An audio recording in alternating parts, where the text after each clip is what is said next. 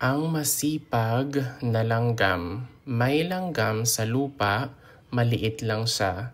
Bitbit niya ang isang butil ng bigas.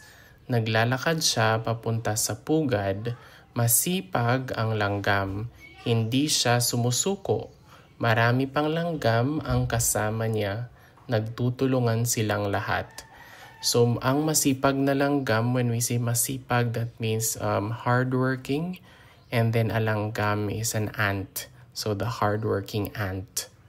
May langgam sa lupa. May means there is or there are. So, there is an ant on the soil or on the ground. Lupa is like soil or the ground.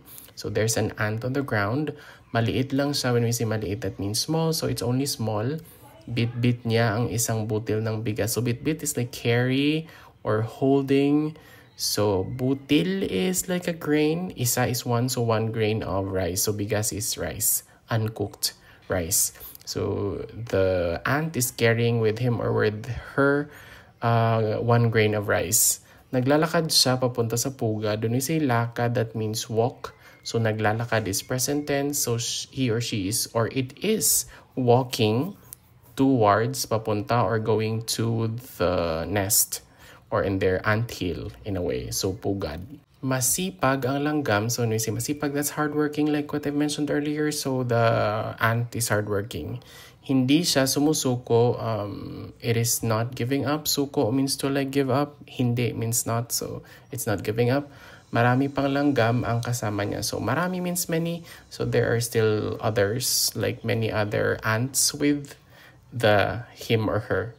A kasama is a companion. So, kasama niya. Nagtutulungan silang lahat. Nagtutulungan means like tulong means to like help. Nagtutulungan is helping.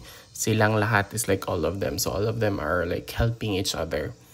Ang masipag na langgam, may langgam sa lupa, maliit lang siya. Bitbit niya ang isang butil ng bigas.